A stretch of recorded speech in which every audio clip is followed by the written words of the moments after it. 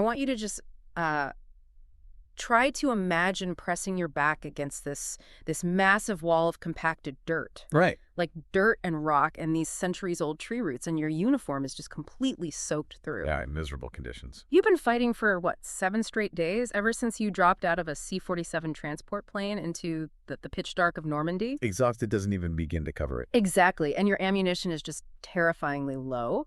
And then, maybe 50 yards away, hidden entirely by this impenetrable thicket of hawthorn, a German 75mm cannon, just chambered a high-explosive shell. And you can't see it. You cannot see this vehicle at all, but you can feel it, right? You can feel the heavy vibration of its diesel engine just shivering through the earth against your spine. Yeah. That is the visceral, terrifying reality of June 13th, 1944. It really is. And, it completely strips away all those neat sweeping arrows you see on a grand strategic map. Right, the textbook maps. Exactly. I mean, when you actually drop down into the Norman bocage, the hedgerow country, warfare instantly devolves. It becomes this claustrophobic, brutal struggle where survival is literally measured in yards. Just a few feet, really. Yeah, a 1-foot dip in the dirt can entirely dictate the fate of an infantry company. Well, welcome to this custom-tailored deep dive. We are taking you straight into the immediate, bloody aftermath of the D-Day landings today. Bypassing the beaches for this one. Yeah, exactly. We are bypassing the sprawling beach assaults to zero in on a desperate close-quarters counterattack, one that ultimately determined whether the entire Allied foothold in Europe would survive or, be split apart and pushed right back into the sea. Right. We're looking at the Battle of Bloody Gulch. And to properly analyze a tactical situation that's this granular, we really need exceptional source material. Which we have today. We do. We are guiding today's journey using a phenomenal, really deep research study conducted by Mick Prichter. And you can find that over at battlefieldtravels.com, right? Yes, exactly. And the caliber of this specific research, it's really what makes our discussion today possible. Because he isn't simply synthesizing, old post-war memoirs. Right. It's not just a book report. No, not at all. His work draws directly upon primary sources and actual firsthand physical exploration of the battlefield as it sits today. Which is huge. It is. Plus, he uses advanced geographic information systems, so GIS terrain analysis. And that GIS element, that is the key that unlocks this whole battle for us. Totally changes how you see it. Yeah. We're going to explore exactly how Prichter uses that geographic data to reconstruct hidden avenues of approach and line-of-sight realities that traditional historians have basically missed for decades. They just couldn't see without the tech. Exactly. So our mission for you today is to unpack the strategic context of the Carentan sector, examine the terrifying mismatch in heavy weapons between the opposing forces, and break down the specific mechanics of hedgerow warfare. Right. And we also need to explore the grueling psychological toll on the paratroopers of the 101st Airborne who were actually ordered to hold that line. Yeah, because it was brutal.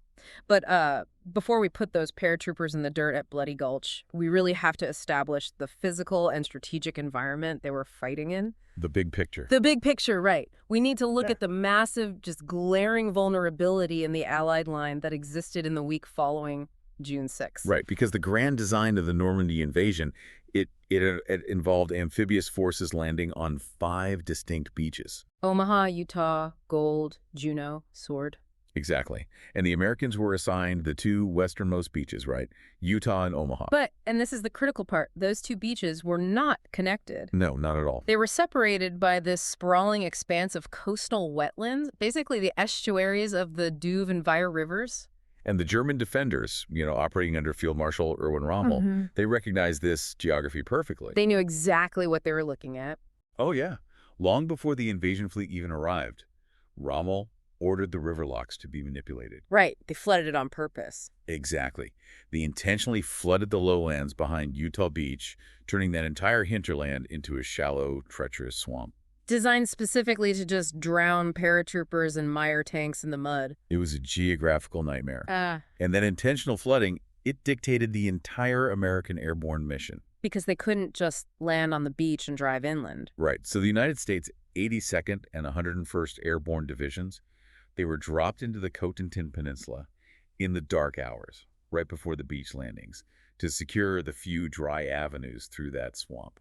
So what was the 82nd's job in all this? Well, the 82nd Airborne's primary objective was to form a hard shoulder to the west. They Okay. needed to seize the town of Sainte-Mère-Église, which controlled these vital road junctions, and they had to hold the narrow crossings over the flooded Murderate River. Like the famous Lafayette Bridge. Exactly, the Lafayette Bridge. Their job was to block German mechanized reserves from driving east and just crushing the Utah beachhead. Got it. So while the 82nd is holding that western door shut, the 101st Airborne is facing this equally nightmarish geographical puzzle. Yeah, because of the flooding behind Utah Beach. Right, because the infantry and the vehicles landing by sea, they can't just fan out across the countryside. They are restricted to 4 narrow elevated causeways. Basically just raised dirt roads built above the swamp water. Exactly. And if the 101st Airborne did not drop behind enemy lines and secure the inland exits of those 4 causeways, the assault troops on Utah Beach would be physically trapped against the English Channel. They'd be annihilated by German artillery. Just sitting ducks. But the 101st, they accomplished that mission, right? They did. I mean, you see these localized actions, like Lieutenant Richard Winters and Easy Company silencing the German artillery battery at Brecourt Manor. Right, which directly protected those beach exits. Exactly. But securing the initial landing zones, that only completed phase 1 of the invasion. Right, because by the end of the first week, the Allies had successfully established Utah Beach to the west and Omaha Beach to the east. But they were still separated. Yeah, that flooded estuary between them meant they were operating as 2 completely separate armies. And in military physics, having 2 disconnected forces is a catastrophic vulnerability. Right. It invites that tactic known as defeat in detail. Exactly. The concept is really simple. If you try to break a thick piece of wood, it resists. But if you split that wood into 2 thinner pieces, you can just snap them one by one. And the German High Command desperately wanted to do exactly that. They wanted to mass their armored reserves, drive a permanent wedge through that gap, destroy the Omaha beachhead, and then turn their full weight against Utah. Snap one piece, then snap the other. Right. So to prevent that, the Americans had to bridge the gap. They had to capture the vital transport hub sitting squarely in the middle, which is the town of Carentan. Carentan was basically the hinge of the entire Normandy operation. It controlled the primary road and rail networks, linking the 2 American sectors. But the battle to take the town, spanning from the 10th to the 12th of June, it was just a grinding, miserable affair. Very brutal. The 52nd Parachute Infantry Regiment, they pushed down from the north, right, fighting their way across the heavily defended Douve and Madeline rivers. Oh, okay. And simultaneously, the 327th Glider Infantry Regiment attacked from the west. Oh, man. And they were forced to advance along that raised, exposed causeway, right? Yes. The one that became so choked with American casualties, it earned the grim moniker Purple Heart Lane. Wow. And the combat inside the town itself was basically room to room, right? Utilizing rifle butts and grenades. Yeah, it was incredibly intense. But the German defenders, which were elements of the Fallschirmjäger-Regiment 6, they eventually began to run out of ammunition. So they realized they couldn't hold it. Right. Recognizing their untenable position, they executed a fighting withdrawal on the night of the 11th. But they left a rear guard. They did, yeah, leaving behind a rear guard to slow the American advance. So by the morning of the 12th of June, the 506th Parachute Infantry Regiment and the 1st Battalion of the 101st Glider Infantry Regiment, they finally pushed in and linked up in the town center. Okay, so at 0730 hours, Carentan was officially in American hands. The gap was closed. And that link-up is usually where the triumphant newsreels end, Right. The town is taken, the beaches are connected, everybody cheers. Exactly. But capturing a town and holding it against a determined counterattack are 2 entirely different tactical problems. Which raises a critical doctrinal question for me. What's that? Well, the paratroopers of the 101st have been fighting continuously for nearly a week. They're severely sleep-deprived, their combat loads are almost exhausted, and they have taken heavy casualties. They're running on fumes. Literally. Sure. So human instinct suggests that once you capture a sturdy town full of stone buildings, you hunker down, you put machine guns in the second-story windows, you fortify the cellars, and you let the men finally get some rest. It makes sense intuitively. Right. So why push these depleted companies out of the stone buildings and into the open fields west of the town? Well, remaining in the town essentially cedes all initiative to the enemy. How so? If a defending force simply occupies the buildings of a captured objective, the attacking force can maneuver freely around the perimeter. Oh, I see. They can surround the town, sever the supply lines, and just bring up heavy artillery, to systematically reduce the stone buildings to rubble. With the defenders trapped inside. Exactly. So fundamental defensive doctrine dictates that you must establish a forward defensive screen. Okay, so pushing out. Right. You push a buffer force out into the surrounding terrain to absorb, blind, and disrupt any enemy counterattack long before their heavy weapons can get within range of the critical objective itself. You basically trade space for time. That's exactly it. By pushing into the field, you force the enemy to deploy early and fight for every yard of dirt, keeping their artillery off balance. Right. So, following that doctrine, on the evening of the 12th of June, Brigadier General Anthony McAuliffe, who was acting under Major General J. Lawton Collins of the United States 7th Corps, right? yes, McAuliffe orders the exhausted men of the 2nd Battalion, 506th Parachute Infantry Regiment to move west of Carentan and establish that defensive screen. And the line they are able to form out there is just frighteningly thin. Barely a line at all, really. Yeah, they deploy directly into the bocage, the dense hedgerow country. So let's look at the layout. On the far right flank, the northernmost edge of their line, you have Easy Company. And they anchor their position on a raised railway embankment. Okay, so Easy is on the right. Right. In the center, Dog Company pushes a platoon forward to hold a small complex of stone farm buildings. Got it. And then on the left flank, positioned astride the Carentan-Bapé Road, is Fox Company. And further south. Further south, extending that fragile perimeter toward a geographical feature known as Hill 30, are elements of the 501st Parachute Infantry Regiment. So they string this thin wire of light infantry across the western approaches.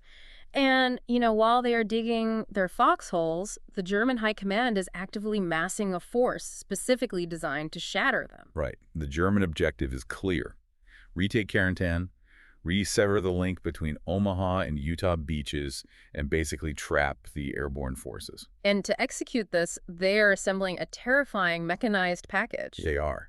The initial German defenders, the Fallschirmjäger-Regiment 6, they are still in the fight. These are the German airborne troops. Yes, and while they're battered from a week of combat, they're highly motivated elite veterans who understand the local terrain intimately. But they aren't the main problem, right? No. The crucial element of this counterattack is the arrival of the 17th SS Panzergrenadier Division, the Götz von Berlichingen Division. Right. Now, this division had been stationed far to the south, around Thurs, west of Paris, and it took them an agonizing week to reach the Normandy front. Because Allied aircraft completely dominated the skies. Yeah, any German convoy moving in daylight was relentlessly strafed and bombed, forcing them to move really cautiously at night. But despite the delays and the attrition from the air, their arrival changes the tactical math entirely. Because they're fresh. They are fresh troops, yes, but more importantly, they bring heavy armor. Right. Now, they lack a full complement of traditional battle tanks, but they arrive equipped with Sturmgeschütz assault guns. Commonly referred to as Stugs, right? Exactly, Stugs. And they also bring Marder self-propelled anti-tank guns. So we really have to look closely at the physics of this mismatch, because an American paratrooper is essentially a lightly armed scout. Very lightly armed. His primary weapon is the M1 Gran rifle, which fires an 8-round en-bloc clip. He carries fragmentation grenades, and if his squad is incredibly lucky, they might have an M1A1 bazooka with a handful of rockets. And no organic armor protection. None. Beyond a steel helmet and a dirt hole, he has nothing. Right. Conversely, you have the Sturmgeschütz III. This is a tracked armored vehicle weighing over 23 tons. 23 tons against a guy in a dirt hole. Yeah, and it is protected by up to 80 millimeters of frontal steel armor. Wow. Its primary armament is a 75 millimeter high-velocity cannon capable of firing both armor-piercing rounds and devastating high-explosive shells. The ones that detonate on impact? Right, throwing lethal fragmentation for dozens of yards. Yeah. So pitting a man with a rifle against a machine like that is just a terrifying disparity in combat power. It's basically like lightly armed scouts trying to hold a medieval moat against heavy siege engines. That is a perfect military analogy. And the paratroopers, they can sense this buildup. The night of the 12th of June is defined by acute psychological tension. Oh, absolutely. The 17th SS establishes their forward headquarters at a sprawling estate called Manoir de Donneville, which is just a short distance from the American lines. Too close for comfort. Way too close.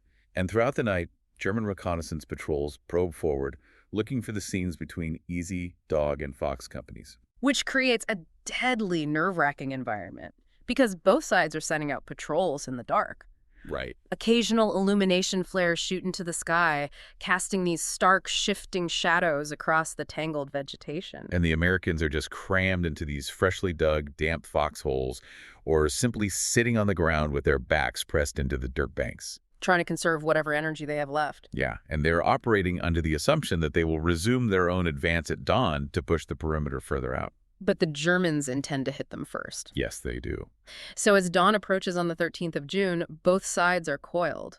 But, to comprehend how a handful of depleted, lightly armed airborne companies could even survive initial contact with a coordinated armored assault, we really have to look directly at the ground they were fighting on. The terrain. Yes, the terrain in Normandy is not just a backdrop. It is the dominant physical force dictating every single tactical decision. And this is exactly where Mick Prichter's deep research and GIS methodology offer a masterclass in military history. Because most people visualize a hedgerow as, a neat, decorative line of shrubbery you might see in a manicured garden. Right, like something in the suburbs. Exactly. But the Norman bocage is something entirely different. It is an ancient, formidable military obstacle. It really is. Let's break down the physical anatomy of a bocage hedgerow. Okay, let's do it. So, for centuries, Norman farmers cleared rocks from their tiny, irregular fields, tossing them to the perimeter. Just getting them out of the way of the plow. Exactly. And over generations, they piled dirt on top of these rocks to mark property lines and contain livestock. Okay. The result is a massive earthen wall. The base of this wall is a compacted mound of dirt and stone that can be 4 to 10 feet thick and several feet high. 10 feet thick. Yeah. And over the centuries, thick vegetation oak, ash, brambles, hawthorn, it all took root in the mound. So it's not just dirt. No, the root systems of those trees interlock inside the dirt mound, effectively creating a natural form of reinforced concrete. You cannot simply walk through it. The hawthorn acts like natural concertina wire, ripping uniforms and flesh. And more importantly for our scenario, a 20-ton tank cannot easily drive over it either. Right. If a tank attempts to crest one of these massive banks, its nose points upward. Exposing the thin, vulnerable armor on its underbelly to anti-tank fire. Exactly, while simultaneously pointing his main gun uselessly into the sky. So the bocage transforms the landscape into this sprawling, interconnected fortress of thousands of tiny, natural redoubts. So understanding that physical reality is crucial, obviously. But Prichter's GIS analysis goes a step further by revealing the microterrain. The really granular stuff. Right, because traditional military maps utilize 50-foot contour lines to show hills and valleys. Sure, macro level. But when an infantryman is pinned flat on his stomach while machine gun fire trims the grass blades 2 inches above his helmet, a 50-foot contour map is completely useless. Means nothing to him. Exactly. To that soldier, a 1-foot dip in the earth, a shallow drainage ditch, or a slight fold in the field is the most vital piece of geography in existence. It is literally the difference between cover and death.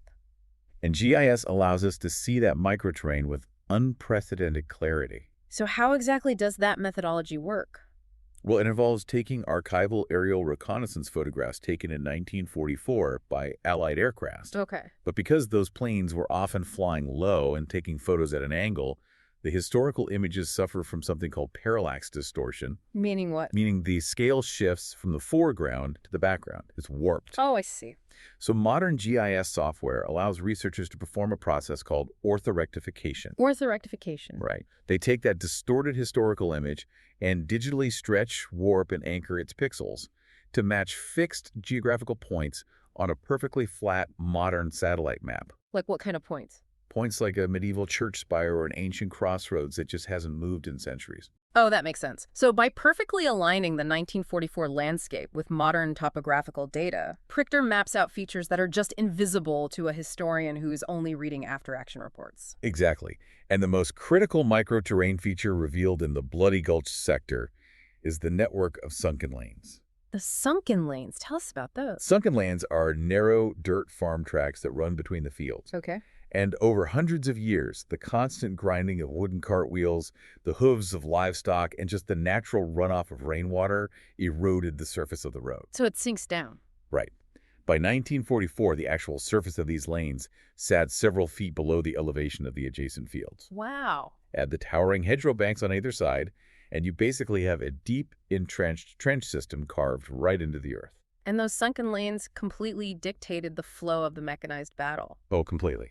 The GIS analysis tracks exactly how the 17th SS utilized them as hidden armored highways. Yep. A Sturmgeschütz assault gun could rumble down one of these lanes completely shielded from view. Because of the high banks. Exactly. The towering earthen banks masked the visual profile of the tank. They muffled the distinct mechanical clatter of its tracks, and critically, they completely protected its vulnerable side armor from American bazooka teams hiding in the fields. And this specific geography creates an absolute tactical paradox for the Sturmgeschütz. How so? Well, the Stug has a casemate design. Meaning what, exactly? It means its heavy 75mm cannon is mounted directly into the hull of the vehicle. It does not have a rotating turret like a Sherman tank. Oh, so it can't turn its gun left or right without turning the whole tank. Exactly. So in an open desert or a wide open field, lacking a turret is a fatal flaw. Right, because an enemy tank can quickly flank the Stug, forcing the entire vehicle to turn its tracks just to aim its gun. Exactly. But when you place a Stug inside a sunken lane, that flaw disappears. Because the earthen banks on either side prevent anyone from flanking it? Yes. The narrow lane forces a head-on engagement, playing directly to the Stug's strengths, which are its thick funnel armor and its massive forward-facing gun. So the terrain transforms a limited assault gun into an invincible, mobile pillbox. That's exactly what it becomes. So that raises a crucial question about the overarching nature of hedgerow warfare. Right. If the bocage channels the armor into these sunken lanes, creating these invincible pillboxes, does the terrain inherently favor the attacking Germans or the defending Americans? It's a really interesting question because it is a lethal double-edged sword that punishes both sides equally. Okay, break that down for us. Well, for the attacking German armor, the sunken lanes provide unparalleled protection against flanking fire, like we said.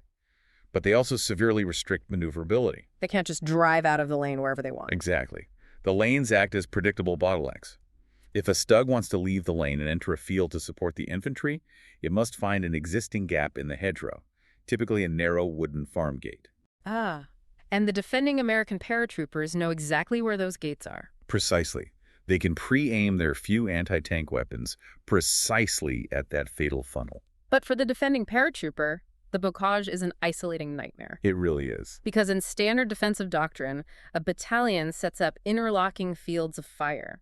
Company A looks to their left, sees Company B, and they overlap their machine gun fire to create a solid wall of lead. But in the bocage, line of sight is restricted to 50 yards. Right. You cannot see the squad one field over. You have no idea if they're holding strong or if they have been quietly wiped out with bayonets. You're completely blind. Exactly. Your entire tactical universe is the hedgerow in front of you, the hedgerow behind you, and the sky above. Which induces a profound sense of claustrophobia and paranoia. It makes unit cohesion incredibly difficult to maintain. And that theoretical claustrophobia shatters into violent kinetic action just after dawn on the morning of June 13th. The attack begins. Yes. Before the Americans can organize their own advance, the 17th SS Panzergrenadier Division launches a massive coordinated assault. And this counterattack opens with a terrifying artillery barrage. Yeah. German mortar teams and heavy field artillery begin pounding the American positions along the Carentan-Balpte Road and the railway embankment. But the most devastating fire comes from those Sturmgeschütz assault guns, right? Yes. Utilizing the sunken lanes, they creep up to the hedgerow gaps. And because of their low physical profile, they nose their 75mm cannons right up to the foliage. And they fire high explosive shells point blank directly into the earthen banks where the Americans are dug in. And the physics of a high explosive detonation inside a hedgerow are horrific. I can't even imagine. The blast wave doesn't just throw steel shrapnel. It shatters the thick oak roots, turning massive wooden splinters and dense dirt clods into secondary projectiles. So the dirt itself becomes shrapnel. Exactly. Foxholes cave in under the concussive force, burying men alive. And immediately following that point-blank barrage, the German Panzergrenadiers begin their infantry assault. And here, we really witness a stark contrast in combat methodologies. Okay, tell us about that. Well, the 17th SS utilizes aggressive offensive maneuvering. They do not just charge across the open fields. Right. That would be suicide. Exactly. They employ bounding overwatch.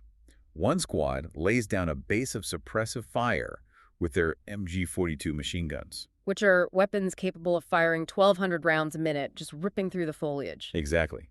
And under that covering fire, the next squad rushes forward along the edges of the fields, utilizing the deep drainage ditches at the base of the hedgerows to mask their movement. So they use the terrain to leapfrog closer and closer to the American lines. While the 101st is forced into a static, point-blank defense. Because they simply lack the heavy weaponry to reach out and stop the German armor at a distance. Right. They are compelled to wait in their foxholes, gripping their M1 Garands, watching the hedgerow 50 yards ahead, waiting for the German infantry to breach the foliage. They are relying on sheer marksmanship and discipline to break the assault at a range where, you can see the high color of the man you are shooting. It's incredibly intimate combat. And the concentrated weight of this German attack hits exactly where the American line is most vulnerable, right? The seam between Fox Company and Dog Company, straddling the Carentan-Bapte road. Yeah, Fox Company, positioned out on the exposed left flank, takes the absolute brunt of the initial bombardment. The combination of heavy artillery and the direct, flat trajectory fire from the Stugs inflicts devastating casualties within the first hour. And the company commander of Fox Company is faced with a grim reality. Right. The German armor is systematically dismantling his positions. If he keeps his men in their current foxholes, the entire company will be annihilated. So he issues the most difficult order in infantry combat, a tactical withdrawal under direct fire. Which is incredibly hard to pull off. Yeah, executing a withdrawal when the enemy is 50 yards away and actively shooting at you requires immense discipline. You cannot just stand up and run. No, squads have to peel back one by one. Right, laying down suppressive fire for each other, dragging their wounded backward through the brush, and sprinting across the open fields to reach the next hedgerow to their rear. And Fox Company successfully manages the maneuver, saving the remnants of their unit from total destruction. However, from a broader operational perspective, the physics of that withdrawal create an immediate crisis. Oh, massive crisis. By pulling their line back, Fox Company completely exposes the left flank of Dog Company, positioned to their right. So Dog Company suddenly finds themselves fighting a desperate multi-front battle. Yeah, their forward platoon is heavily engaged, clustered around that stone farmstead we mentioned earlier. And with Fox Company gone, German infantry forces pour into the newly opened gap, sweeping around the farmstead and attempting to fully encircle Dog Company from the left and the rear. And the nature of the combat around that farmstead is just nightmarish. Pure chaos. Yeah, this is not a neat, organized exchange of rifle fire from a distance.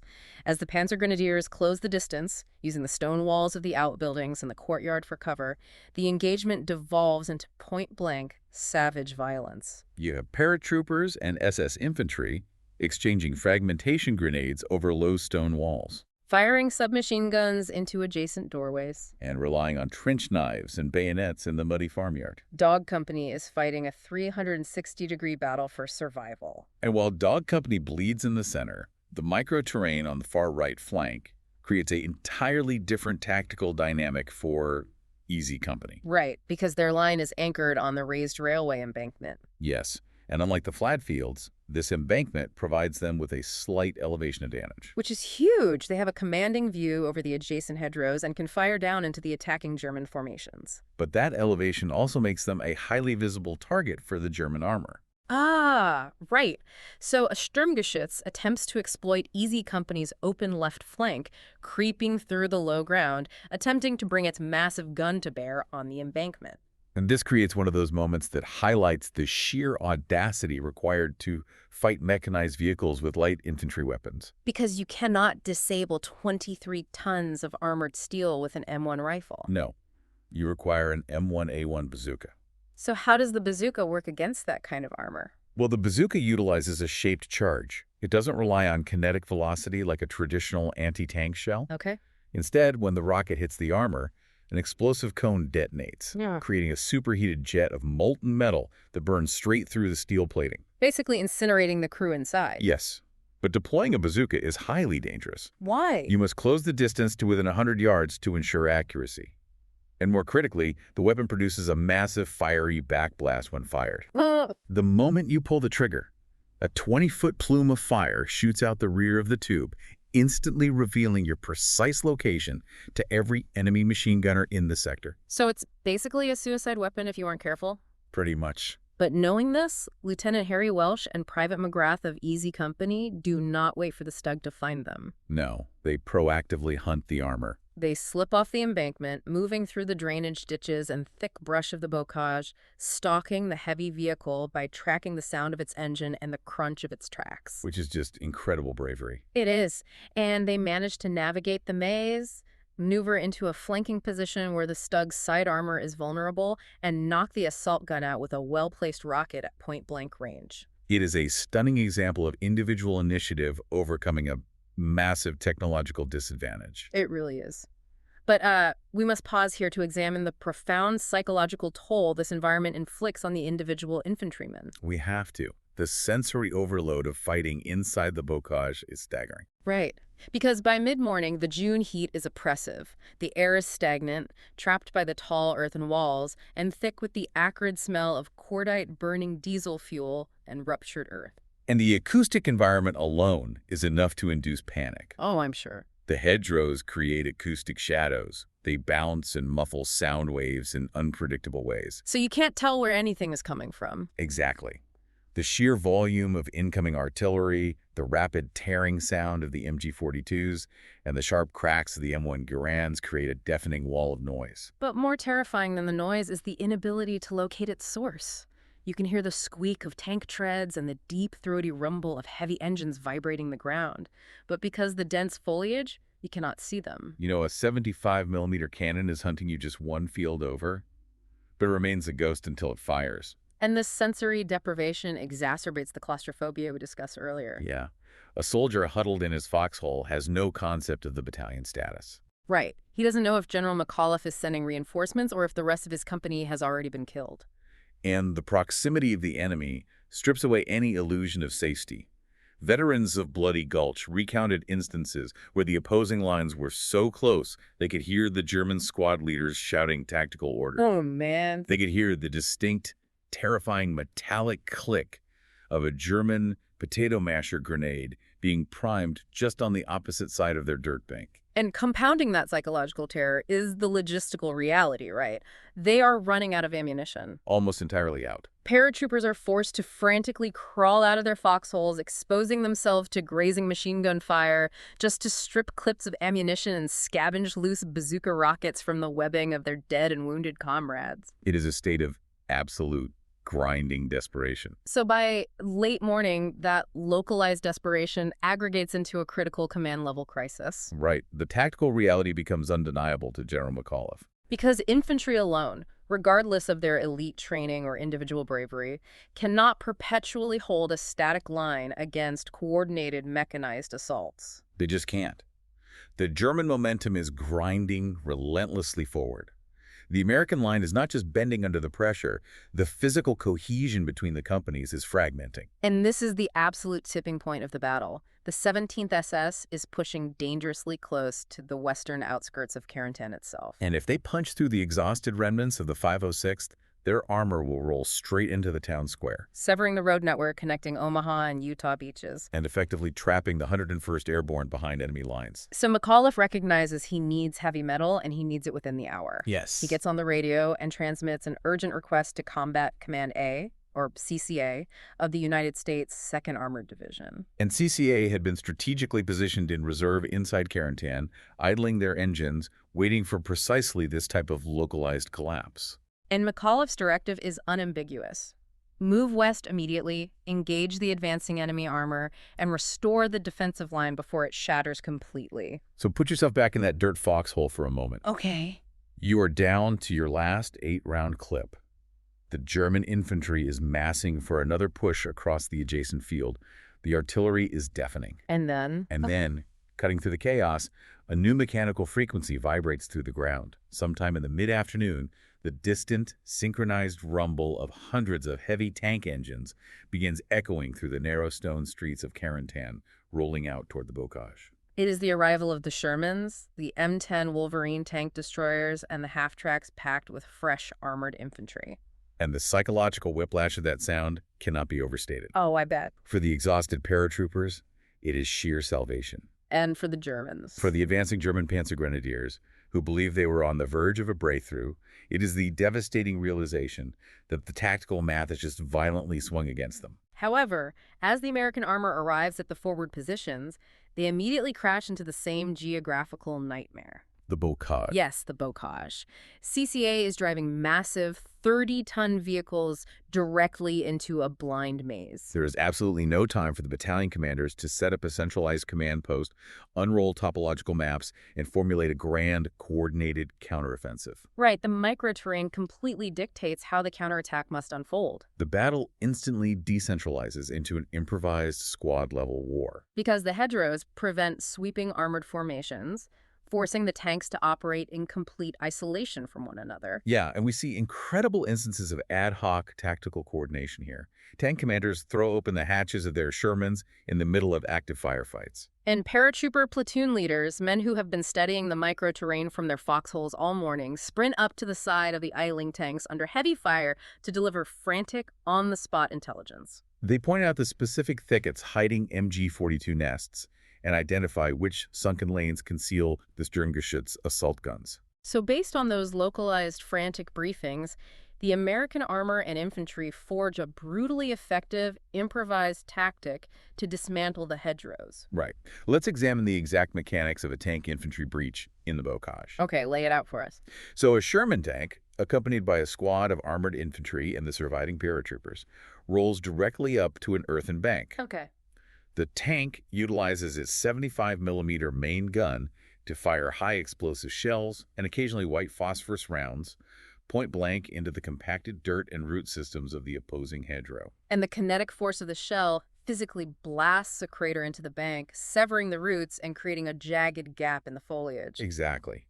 And the moment the main gun fires, before the smoke and dust can even settle, the accompanying infantry utilizes the shock of the blast to surge forward. They push directly through that freshly blown gap, rushing the stunned German defenders. It is a violent, synchronized application of combined arms. The Sherman provides the brute kinetic force to crack the earthen wall, and the infantry sweeps the adjacent field with submachine guns and grenades, clearing out the anti-tank teams before they can target the Sherman's vulnerable flanks. And while the Shermans and infantry are methodically busting through the fields, the M10 Wolverines are assigned the heavy lifting. Right, because the M10 is a dedicated tank destroyer. And unlike the heavily armored Sherman, it is relatively lightly armored and features an open-top turret, making the crew vulnerable to artillery airbursts. However, it carries a high-velocity 3-inch gun designed specifically to penetrate thick German armor. So the M10 commanders push their vehicles directly down those same sunken lanes the Germans have been using as hidden highways. Which results in terrifying point-blank armored duels. Because inside a sunken lane, maneuverability is zero. You cannot flank. You cannot angle your armor to deflect a shell. Exactly. An M10 rounds a bend in the dirt track and finds itself staring head-on at a Sturmgeschütz 50 yards away. And the survival of the 5 men inside the tank depends entirely on which gunner can identify the target, traverse the gun, calculate the elevation, and pull the trigger fractions of a second faster than his opponent. It's basically a quick-draw contest with tanks. Yeah, and the sudden, overwhelming injection of aggressive American armor completely shatters the German momentum. It does. The 17th SS Panzergrenadiers were entirely committed to their forward push.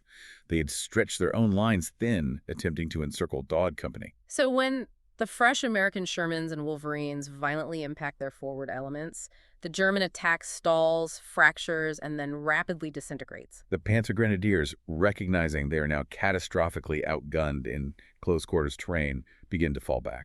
But it is a chaotic retreat. The American armor aggressively harries them, pushing through the fields. And American field artillery, now receiving accurate forward observation from the advancing troops, begins dialing in the German withdrawal routes. And to compound the German disaster, the weather clears. Allied air superiority instantly reasserts its dominance over the battlefield. American fighter bombers swoop down over the bocage, mercilessly strafing and bombing the German assembly areas and transport columns retreating westward. So what began as localized tactical withdrawals by individual German squads cascades into a full-scale operational collapse of the assault. The momentum of the day flips entirely. Dog Company, which had been fighting that desperate, savage action around the stone farmstead, regroups alongside the advancing half-tracks, and aggressively retakes the farm complex, securing their original line. And on the northern flank, Easy Company pushes down from the railway embankment, sweeping across the open ground and securing the territory moving south toward Hill 30. So by the time the sun begins to set on the evening of the 13th of June, the ferocious kinetic energy of the battle dissipates. The deafening continuous roar of heavy artillery and tank engines fades. Replaced by the scattered, sporadic pops of sniper fire and the unsettling groans of the wounded hidden in the brush, the Battle of Bloody Gulch is effectively over. And as the light fails, the tactical reality on the ground shifts from assault to consolidation. Right. We must step back from the immediate adrenaline of the firefight to analyze the aftermath. How did the commanders secure the ground they just bled for? What was the human cost of the day? And what did this specific engagement mean for the broader trajectory of the Second World War? Well, as evening falls, the commanders of the 2nd Armored Division make a deliberate, highly cautious tactical decision to halt their advance. They do not pursue the fleeing Germans into the darkness. No. Pushing heavy armor into unfamiliar bocage terrain at night is an invitation to disaster. Because the darkness negates the tank's optical advantages, while allowing German infantry armed with Panzerfaust's disposable, shoulder-fired anti-tank rockets to easily stalk the blind vehicles. Exactly. So to secure the line, combat engineers are brought forward. And they begin the laborious process of wiring the freshly blown gaps in the hedgerows with trip flares and anti-personnel mines, solidifying the perimeter against any potential night infiltration. And simultaneously, the medics begin their grim, vital work. Yeah, they venture out into the contested fields, climbing down into the deep drainage ditches, searching by flashlight for the wounded paratroopers who had been hiding in shell craters for hours. Bleeding into the mud while the armored battle raged directly over their heads. And the butcher's bill for the Battle of Bloody Gulch was steep. It was. Historical estimates place the casualties at roughly 200 men killed or wounded on each side for that single day of fighting. But for the 101st Airborne, the nature of those losses was particularly devastating. Yeah, the Airborne Infantry suffered disproportionately high casualties among their leadership cadre. Right. Junior officers and non-commissioned officers. The lieutenants and sergeants who had to physically stand up and expose themselves to enemy fire to direct their squads and spot the hidden German armor. They were cut down at alarming rates. Fox Company, which absorbed the initial catastrophic blow of the Dawn artillery barrage and executed that harrowing tactical withdrawal, was reduced to a mere fraction of its combat effectiveness. The company was functionally shattered as an offensive unit. However, the strategic trade-off was undeniably in the Allies' favor. Absolutely. The physical destruction of a significant portion of the German heavy armor, dozens of Stugs and Martyrs left burning in the sunken lanes, permanently degraded the offensive capability of the 17th SS Panzergrenadier Division. Their highly anticipated first major combat action in the Normandy campaign resulted in a decisive, bloody failure. And the operational significance of that German failure resonates across the entire European theater. By absorbing the armored blow, holding the fragmented line, and then violently throwing the Germans back, the victory at Bloody Gulch definitively secured the western approaches to Carentan. It permanently cemented the link between the Omaha and Utah beachheads. Right. The German High Command's primary strategic objective, driving an armored wedge to the sea to split the invasion force, was entirely thwarted. The Allied front line was now a continuous, unbroken wall of men and material. With the hinge of Carentan firmly secure, the Allies possessed the stable geographical platform required to facilitate the immense logistical buildup of tanks, artillery, and fuel that would eventually power the massive armored breakout towards Saint-Lô. And initiate the full liberation of France. It is staggering to contemplate how the grand trajectory of a global war hinged entirely on the ability of a few hundred exhausted men to hold a line of dirt in a handful of obscure farming fields. It really is.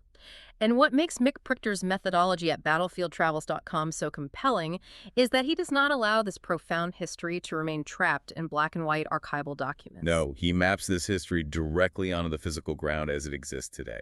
And that is the ultimate value of walking a historical battlefield.